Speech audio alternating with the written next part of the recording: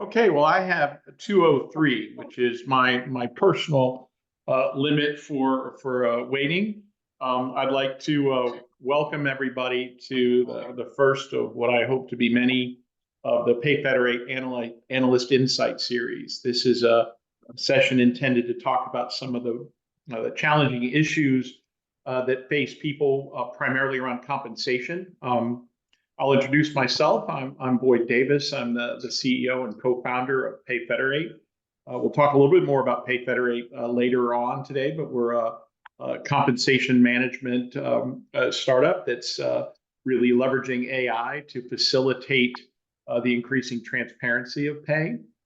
And my background is a few too many years, and I'd care to admit, in tech and just a few years in compensation. I was formerly the CEO and co-founder of Comprite, which was a compensation planning software company that was later acquired by ERP vendor Unit 4. And then my co-founder Barkat and Ali and I decided to circle back and tackle some of the bigger issues in comp that we observed when we were doing software to manage the compensation cycle. With me, I have Steve Goldberg, noted industry analyst, who many of you may be familiar with, but I'd like to invite Steve to just give a couple of minutes of background for those of you who don't know him. Steve?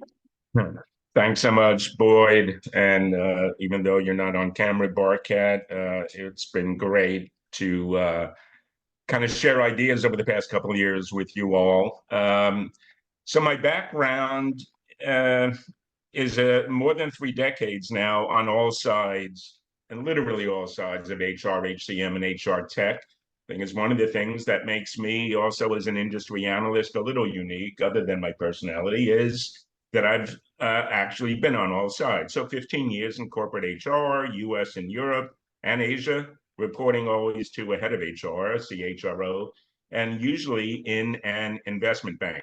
Crossed over to the vendor side 20 years ago, was global head of strategy at PeopleSoft, then did a couple of entrepreneurial things. And really for the last 15 years, I've been kind of toggling back and forth between analyst and advisor. Please feel free to check out my work. It's all over the place, thankfully, keeping me busy and out of trouble. And Steve is modest. He's been highlighted as one of the leading analysts in the HR domain by a number of publications, and has been a huge resource for many of us, both on the industry side and in the user community. So today we're talking about compensation, and obviously one of the things I joke about compensation for those of us, probably most of us on this session, are compensation professionals by nature and background and training. Of course, everybody thinks they're a compensation expert, but Steve has shared with us, and I firmly agree that the role of how compensation is managed and administered and communicated is changing quite rapidly, and is becoming kind of more integrated with the core mission of HR, which is to assemble and develop the talent to make an organization successful. And it may have been not as integrated in the past. And Steve published with us last week a blog post that he called the 3 C's of compensation. And that we felt like that was a great framework to have a discussion about how compensation is changing and how organizations can think of strategies to adapt. Those are communication, which is key, continuous, how things are becoming less periodic, more continuous, and the third one is connected. And all 3 of these are interrelated. But why don't we start with communication? Because that obviously people have communicated pay. If by no other means there's a paycheck that shows up every 2 weeks or every periodically in a month, but communication is changing. And I'd love, Steve, to start there and get your thoughts on how is communication requirements changing around comp? Thanks, Boyd. So I'll start with something that's really been foundational for years, and it's the one that's really not changing, or any organization that didn't align themselves with the notion that you have a rational, defensible basis for how you compensate people. If you weren't aligned with that, then you probably didn't last very long as an organization. So that is a tenet of comp that's been around for a long time. And what does it mean when we talk about a rational and defensible basis? I'm not necessarily talking about the legal aspects right now and compliance aspects, although that's there, that is there. What I'm talking about are the other obvious connection points, like pay for performance, pay based on market value, pay based on internal value, which can be fluid based on business plans and priorities changing. And all of that ideally should be communicated in the most transparent way. This is one of the major things that has changed. Employees almost universally now expect transparency. Why do they expect it? Because it breeds trust. Trust is a core value that comes from the practice of transparency, in my view. And so when you have a core value that you trust your employer, you trust that they're taking your interests as an employee into consideration, along with the interests of other stakeholders, you're probably going to develop a bond to that organization. So transparency is really key. Communicating kind of that, that it's a rational, defensible basis for compensation is really key.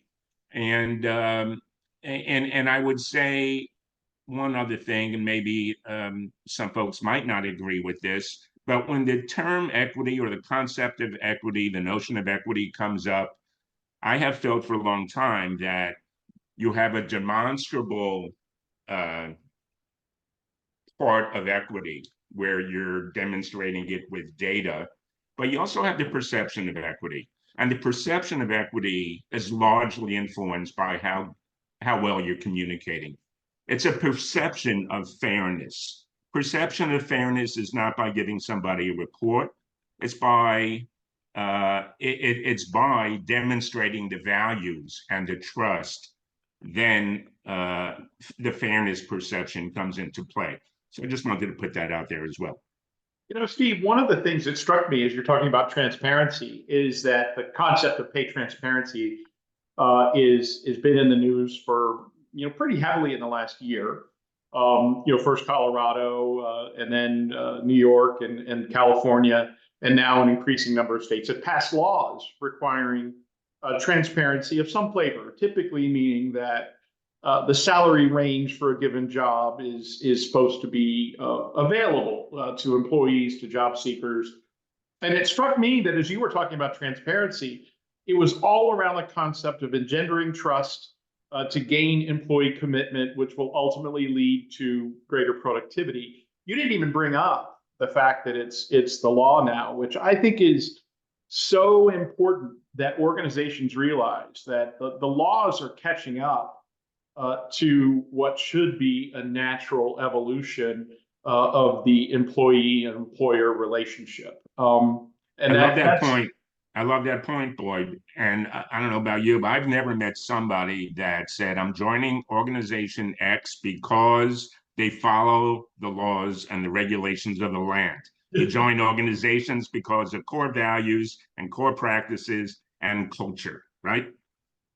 Well, let's talk a little bit about the challenges that organizations face in this communication, right? Because you mentioned a rational, defensible reason why somebody's paid what they're paid, which means, hey, yes, the ranges are part of that, but then why is a given employee at where they're at in the range? There's lots of good reasons to be low in the range, so you can have headroom.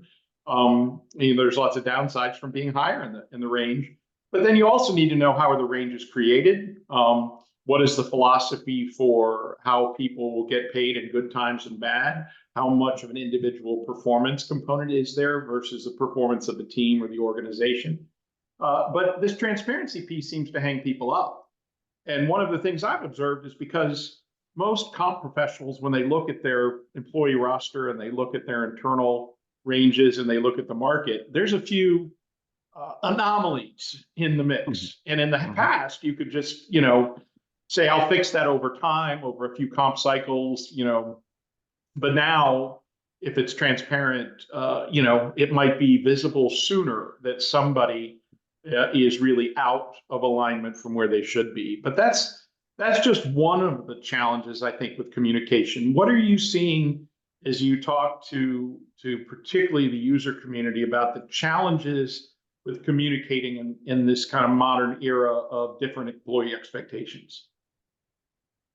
Well, certainly the most logical one that's not going to surprise anybody when I say this is when you have sizable gaps between pay structures, total reward structures for different segments of your workforce, which does exist, obviously, because you are trying to align with market rates and market value and the internal value. And so that is a challenge that I believe is effectively addressed by communicating, if not over communicating, not at the individual level, but talk about the fact that it emanates and is correlated with value.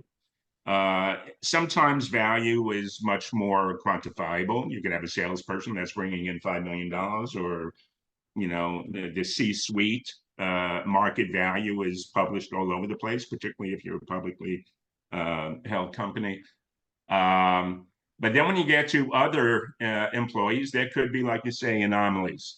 So I would add this. One of the what I didn't mention in my background is I actually ran the year-end bonus process at investment banks, which, for those of you not familiar, that's really where the action is in HR. In investment banks is the year-end bonus process.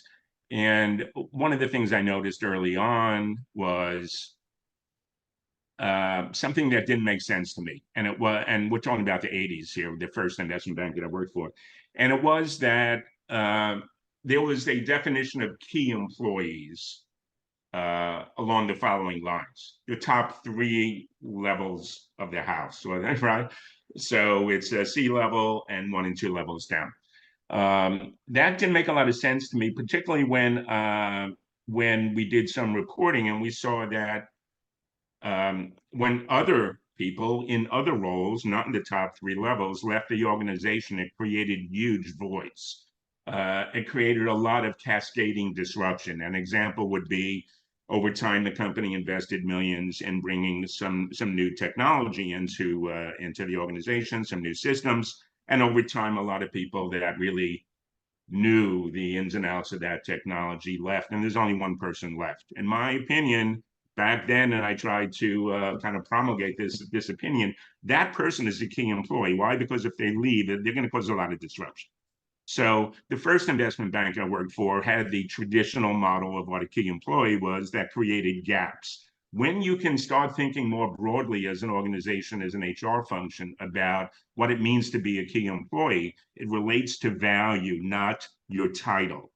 And when you start communicating in those terms, I think the gaps that will exist, because that's the way compensation works, the gaps will be more easily understood, that they're related to value, not the title on somebody's business card.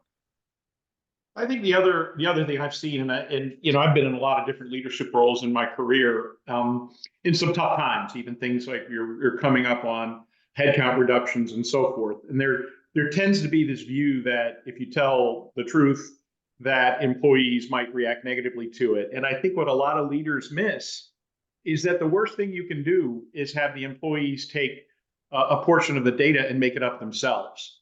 They're always going to think of a worse scenario than the actual reality of it. And you're better off saying, okay, look, here are the ranges. Here's our rationale for the ranges. These ranges have moved. We can't afford to get everybody to where we want to. It's almost better to say, we recognize this, we're committed to addressing it, and we're going to address it in the most fair way possible, as opposed to what many employees will think of if you're not open with communication, which is that you have favorites, or there's bias, or there's something less, less upfront going on. So I think that's always key about communication too. And I think, unfortunately, we have this view that communication around comp is really a function of here's the employee-specific data or here's training. And I think it's a little bit more about how do you create a culture of awareness. That's right. That's right. And if I can, I want to add two quick points. Even though everybody gets the temptation now and then to go on the web and find out what the ranges are in a certain geography in a certain industry, almost everybody does that at one point or another. What you're not seeing when you're looking at that data is the tremendous variability in operating contexts, right? Operating contexts are going to be all over the place. You're going to have steady state. You're going to have organizations going through a major transformation. You're going to have others doing corporate restructurings, M&As. Those play a major role in how and whether what the standard ranges are, how applicable they are. And then you have the situation of, fortunately now, where data can inform organizations when do we want to pay above market, because those ranges may be lower than you need to pay and you want to pay because you're leading, your strength in that organization is in an area that you've determined you have to pay more to get those people because top talent is going to make the biggest difference for you. So look at those ranges. They're useful. Don't take them as the gospel because every organization has a different operating context. And frankly, every job, even with the same title, can have a lot of variability in it in terms of accountability, responsibility, necessary skills and expertise, et cetera. Well, I think that's a good segue into our XC. We could talk about communication for the entire time because it's so critical. But one of the things that's interesting is that the traditional view years ago was that for many organizations, they'd look at their benchmarking or salaries not even every year. It kind of has evolved into a best practice to look at it at least within a year. Use benchmark survey data that is, depending on when in the year you do it, it's between 3 and 6 months out of date with the market. And that often created part of the art and science of comp is to figure out how much those ranges have moved in the period between when the surveys were done and when they're adopted. But now we have different tools. With job postings, we have organizations like WageScape have 5 million job posting salary ranges a month that are all very real time. You have companies like Compa, a good friend of ours, that is getting offer letter data. A pretty narrow slice of the market in terms of high tech. Similarly with levels.fyi. So now all of a sudden you have all this more real time data that is not as rigorous and structured as the traditional survey data. But it's giving you a much more real-time view, and that really, I think, drives this need because human beings are real-time to be more continuous. And that was your second C, and I'd love for you to kind of expand on what it means and why it's important to have a continuous view of compensation. Thanks. It might be the C that I enjoy talking about the most. And it has a lot to do with my personal experience working in investment banks, where even in the 80s and 90s, it absolutely was continuous. Why was it continuous? Because you not only had a dimension that all industries have, which is quarter by quarter business performance. How close are we to what we forecasted? You have that, but in any industry where you have a lot of variable comp going on, like banks or investment banks and others that have upside variability and upside incentive structures, long-term incentives, short-term incentives, you're going to have typically pools that are maintained year-round, and those pools are going to be based on business performance. So that in and of itself makes that aspect of comp a year-round process, right? So I guess I would, if I was to distill it down, I would say many elements of comp don't have to be done year-round. certainly at the individual level. The only aspect that comes to mind at the individual level that should be done year round is not every day all year, but periodic, and you suggested this yourself, periodically making sure you're aligned with market rates, so you're going to lose somebody. Market rates plus, perhaps the added kicker of how valuable that role is internally. So at the individual level, no, it shouldn't be every day of the year, but you need to have those kind of reconciliations to make sure you're aligned with market. Where it is year round is planning. So planning is continuous, if you want to call it that way. Execution, you once made this point to me. Planning is continuous. Execution, particularly at the individual level, doesn't have to be looked at through the same lens as continuous, unless you're just trying to make sure that your key employees are retained because you're keeping them aligned with market. What else? And in terms of continuous periodic reviews, we talked about the funding of incentive comp. One other point I'll make here is, and I alluded to it before, these days, job architectures aren't as static as they have been in the past. Jobs are getting defined differently. There's more fluidity to the way jobs are defined because there's more fluidity in the way organizations are structured.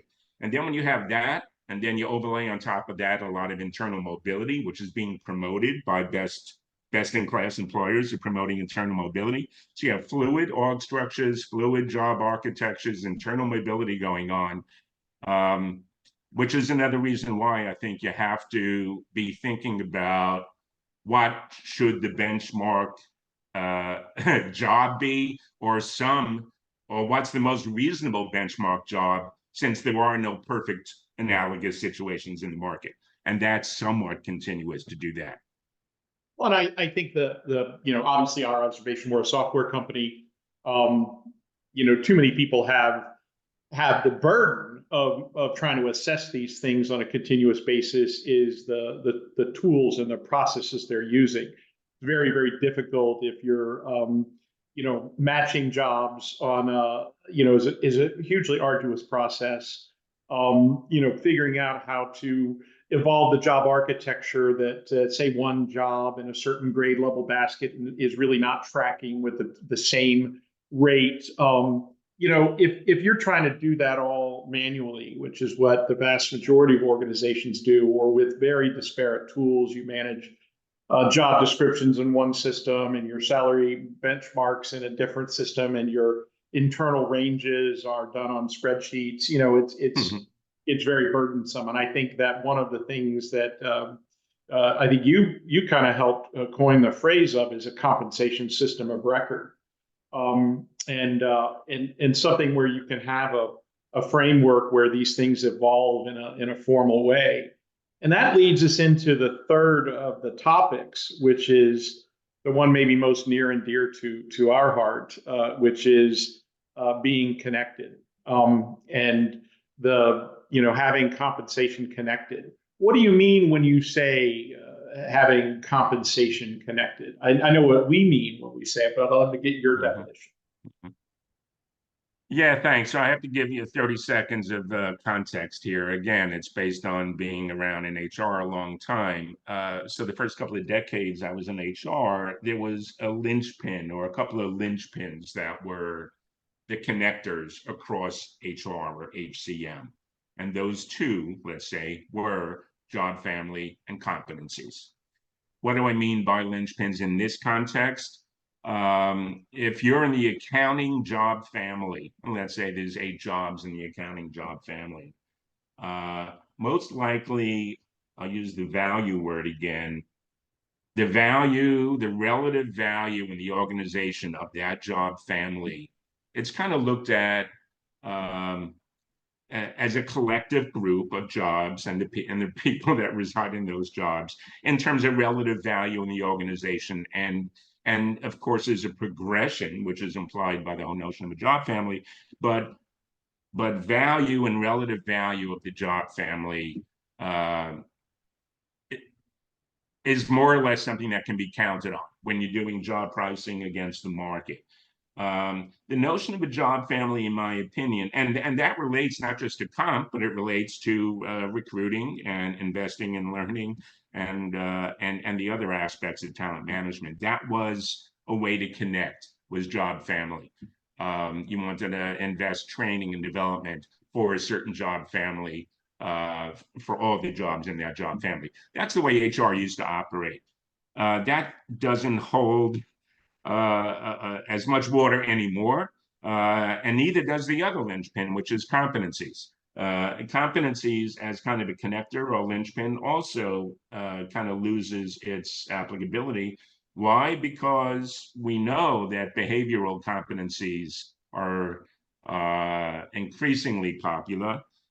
Certainly technical skills and other very demonstrable concrete skills are, and competencies are as well. But once you get into soft skills and behavioral competencies, it's going to be hard to, it's going to be much harder to, in a very kind of demonstrable way, connect the different pillars of HCM using a soft competency. So we want to hire all the people that have that skill or competency. We want to use the same lens when we hire them, develop them, evaluate their performance, et cetera.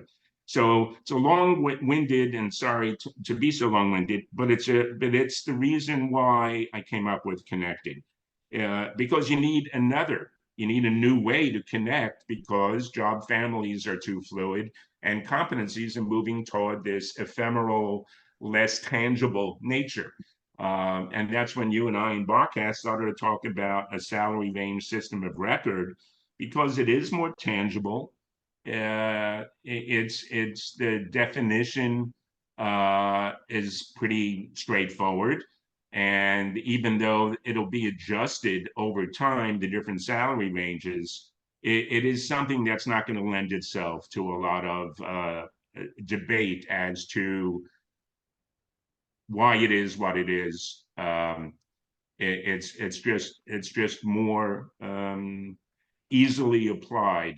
A system of record by nature should be the most reliable way to make decisions. And if you're making decisions based on things that are ephemeral and fluid and arbitrary, it's not going to hold up to the standards I mentioned before of being defensible. So that's why we came up with salary range system of record. And sorry it took so long to get that out, but I welcome you to make that cleaner.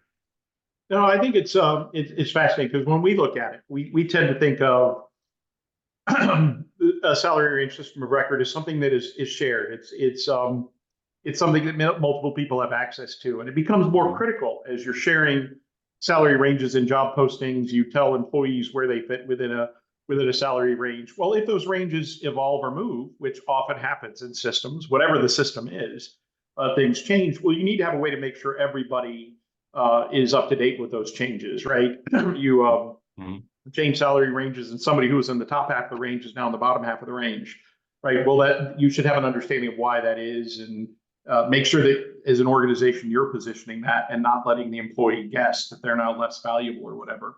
And when in hiring is another huge area, right?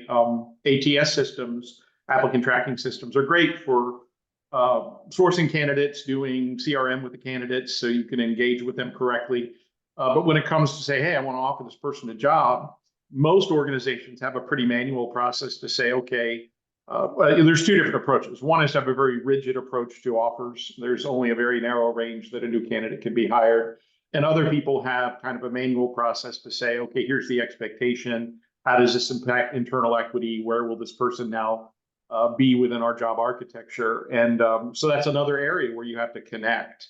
And again, the analogy to what you were talking about is, if you had a very traditional view of there's a function, a marketing function, your junior marketing, senior marketing, whatever, then it was pretty straightforward. But now you're having people that don't fit into those boxes really well, and you really need to think about, okay, this person has this kind of job that fits into our job architecture and our comp architecture this way.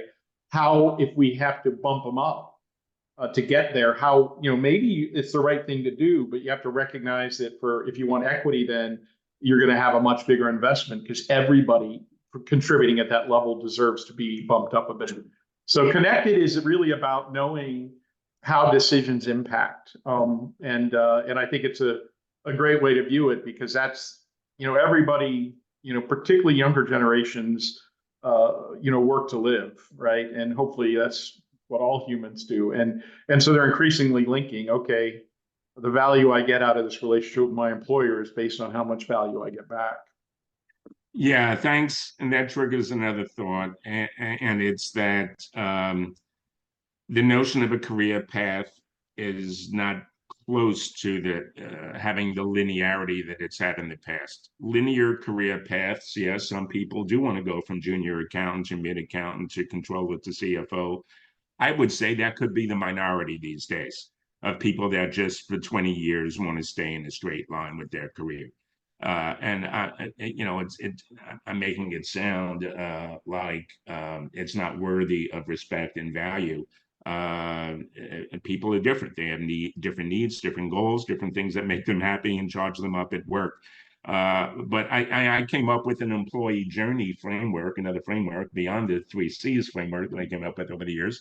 And in the employee journey, one of the stages was the exploration stage, where if the organization is not exposing somebody to different skills and different career paths, they're going to lose them. So the combination of nonlinear career paths and having job descriptions that are intended to be applied in a somewhat standard way, the reality of it is there's going to be deviations from the job description. So the combination of those different factors, I think, lends itself to something that you could hang your hat on, which is this salary range system of record. Well, Steve, we got about 10 minutes left. And what I wanted to do with the remaining time is show you our example of a possible salary range system of record. And I'll start to share my screen and kind of share with people what our product looks like. But while I do that, I want to kind of highlight to everybody that the Q&A is open. We had one question about whether this video would be available, and we will post the entire session on the Payfederate YouTube channel. I don't like to put firewalls and registrations and make everything a lead generation thing. I think if we deliver value to the community, then they'll reach out to us if they need software. But so it will be available. But feel free if you have questions for Steve or I, feel free to pop them in. But I think everybody can see my screen here, and I wanted to talk a little bit about the process that is embodied in the salary range system of record. And certainly one of them is to make sure you know what your ranges are. So before we get to sharing ranges, what I've gotten here is the Payfederate Range Manager. And when you start with this, you basically just have your internal ranges on it. That's ultimately, in my mind, what organizations have to defend. These are the ranges that will be shared with employees. Maybe some portion of these ranges will be shared externally in job postings. Some people have some legitimate strategies for sharing only a portion of the range externally. But to this, then you can add the employees. So you can see where employees are at within the ranges. You can actually do some analytics to say, okay, who is below the minimum? And take a look at where you have people that are outside of your ranges. Kind of, if you want to remediate those, you can actually go directly to seeing all of the employees and actually do some scenarios to figure out how much would it cost to get everybody up to a range. And you could also say, take a look at how the people that I've just hired in the last 6 months. Well, we have one outlier here, but it looks like we're hiring people maybe at the top of the range, which could create some pay compression challenges. So this is an easy place to go and look. And oh, by the way, this is all internal data. Even if you're not using external benchmark data, you still should have some sort of salary structure.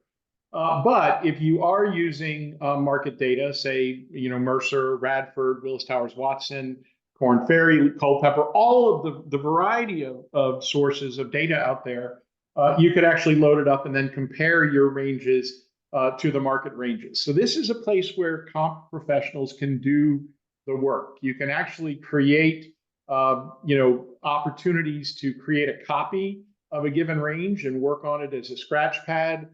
You could take a look at this in a tabular view and do traditional shifts or edit different ranges. So a lot of the tools to create the internal ranges.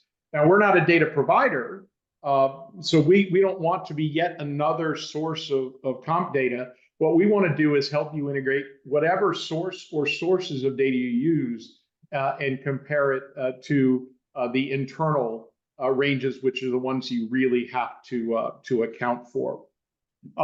In addition, that one of the other big pain points for comp professionals is matching jobs. So you have an opportunity to take your internal job description, say we'll pick a Radford here, and I want to go and take a look for a new job that I have to match. I'll go to the executive level of engineering in the US. I'll pick a specific city for Radford because that's the way that thing is structured. And you still have to figure out, hey, how do these 3 jobs that I have with all of my job descriptions, how do they map to these titles? These titles are traditionally the way people would do it, but these titles could all be anything. So what we've done is we've provided an ability to use artificial intelligence, not to make the decision, but to extract from both your job description and the industry job description data that would help you figure out what's likely to be the best match. And this is just a support function. It doesn't make the decision. Once you have it, you can actually go and look at the benchmark job description and decide to save it as a match. So now that you know how jobs line up. This is one of those tedious processes that prevents people from being continuous. We also have an ability to use AI to either generate a brand new job using keywords and a template that you provide. But maybe more importantly, anybody can go to ChatGPT and figure out how to, generate a job description and then make it line up. But one of the things we do is we also use AI to extract from the data that you've provided on experience and requirements. We'll propose how it fits in your job architecture. So again, all of this is about enabling a comp professional to do more with less, to leverage AI, not to do it for them. AI is never going to replace the H in HR, but to do it faster and spend more time on high value added stuff. The other thing that I'll highlight here, because I want to leave a few minutes to open it up for questions and your comments, is the hiring process. A lot of people, again, are leveraging great recruiting tools, which have been the forefront of using AI. But when it comes to an offer, there's a challenge with everybody looking at the same data. So we provided a workflow that when you make an offer, you can have a workflow from the recruiter, the hiring manager, and any approvals. And then you can look at internal equity, both from internal salary ranges, the direct team the person's joining, and the organization. And you have a collaboration space to say, work on all the elements of comp. Maybe you don't want to have a base salary so high because it'll affect your ranges, so you increase a sign-on bonus. And with this, we also have an opportunity to provide a digital offer, which is more of a kind of a cool thing, but this is very similar to our total rewards offer, where you can create a digital experience for rewards, where you dig into all the elements of pay. You can share where they fall within ranges. You can basically describe any LTI programs, how they grow value over time, describe your multiple bonus programs, and really try to create a more engaging experience around benefits. It was interesting. There was a study recently done where 1/3 of employees join a company and don't even know what the benefits package is. And that will detract because particularly I found with younger workers, they don't often necessarily value certain these benefits as much as they will when they need them. So this is just a very quick snapshot. But go ahead, Steve. I want. What's your view on? You were just showing kind of graphical ways of communicating comp and trends. I would imagine that for current customers that are using Payfederate, they might be using that to make sure that everybody's aligned, that needs to be aligned on a comp decision, right? So whether it be a project manager, a team leader, head of the department, the people in the comp department, when you have surprises, nobody likes surprises, but comp surprises are probably the least favorite surprises. So that, to me, the more graphical it is, the more it lends itself to people all kind of being on the same page. People don't like to see a whole page of words. Yeah, I think our view is the comp professional needs to have better tools to get to the right answers, but then they also need to have a way of communicating those answers, right? Most comp professionals I know and I've dealt with are extremely talented, capable people that know what their organization needs to do, and they face resistance from people in the organization who don't understand comp as well. And so one of the things, if you can create these visuals, right, the pay compression visual I had, you can right from the screen print that out and make it as an image and send it to the senior leadership to say, I know you're excited about these new hires, but we're creating a potential erosion of trust issue, right? So a lot of this is about how do you create engaging visuals, not just for the candidates and the employees and total rewards, but to help managers make better decisions. You know, one of the things I found is, I get to consider myself a gray beard now for no other reason other than my beard is gray. But, I know a lot of people in my generation that grew up and were successful in an era where all of this stuff was secretive and it was done a certain way. And it's sometimes hard to get people out of that mindset. And so a lot of this is, yes, a big part of it is the comp job is getting harder with pay transparency. I think there have been a lot of studies lately that have said it. There's a shortage of comp professionals out there. It's a hot job. By the way, all of you comp professionals should be publishing, getting articles that highlight how this is becoming a hot job and negotiating your own comp cycle next time. But yeah, so a lot of this is helping the comp professional do his or her job better.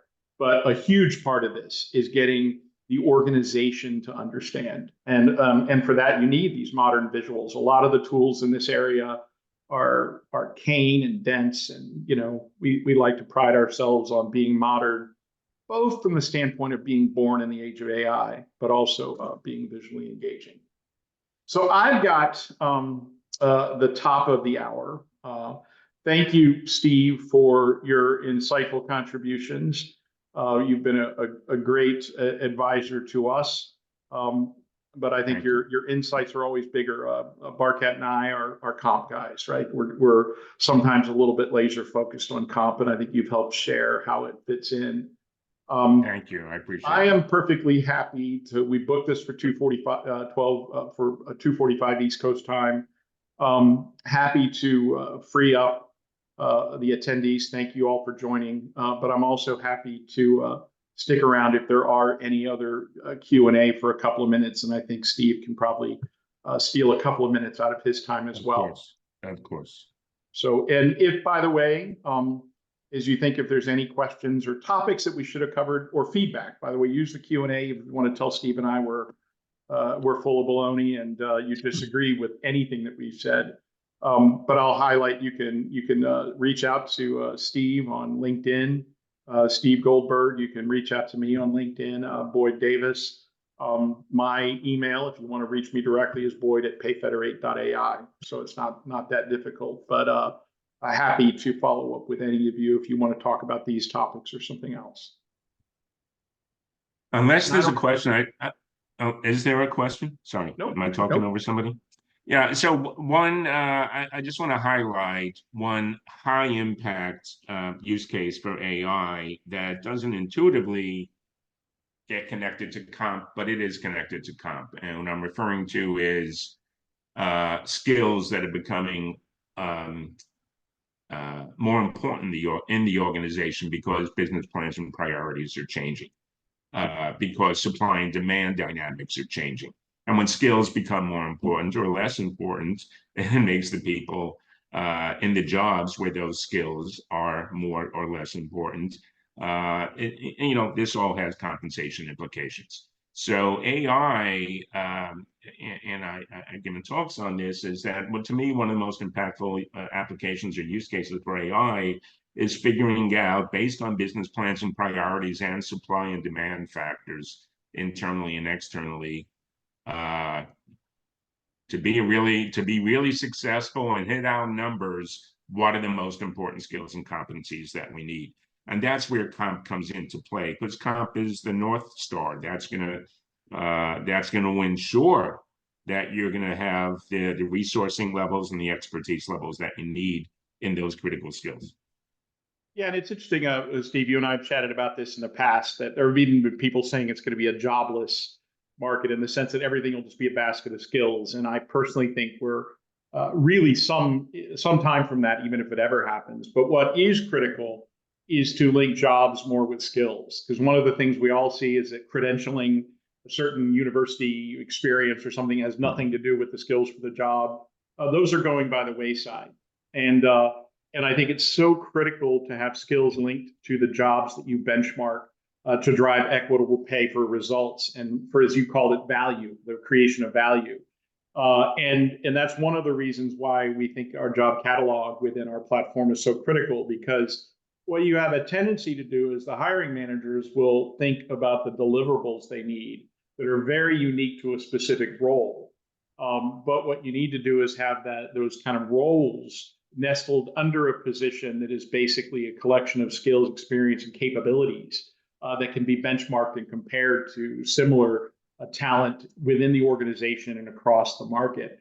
And I think that's where having some more discipline in the creation of job descriptions that are benchmarkable, and then role descriptions that nest under that, is so critical. And you're right. What's one of the reasons to leverage generative AI in the process of job descriptions is because you can mandate a template that forces people to think about not just the unique deliverables. You're going to do social media marketing for this platform in this domain, right?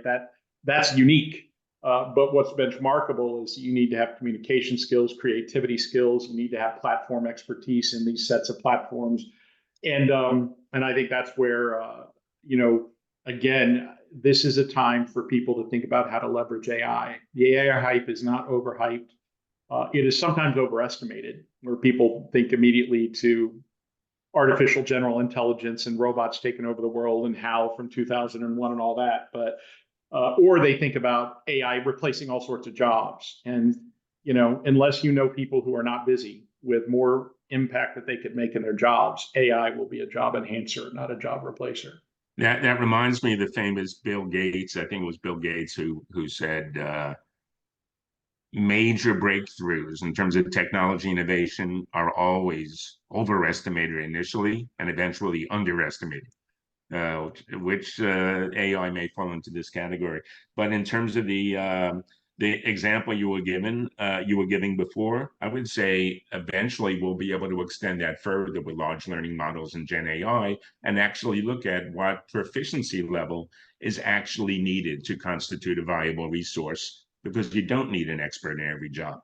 But maybe that. Well, maybe this will be a topic for a future Analyst Insight series, Steve, because I have a distinct view on skills that until we come up with a solution to the challenge of assessing them accurately, they actually could end up being a source of inequity. But that's a teaser for a future time. We're now 6 minutes over our allotted time, and I'm trying to be disciplined with our time. I want to thank all of the attendees. Thank you all. And thank you, especially Steve, and look forward to seeing us on YouTube. Take care, everybody. Thank you. Bye-bye.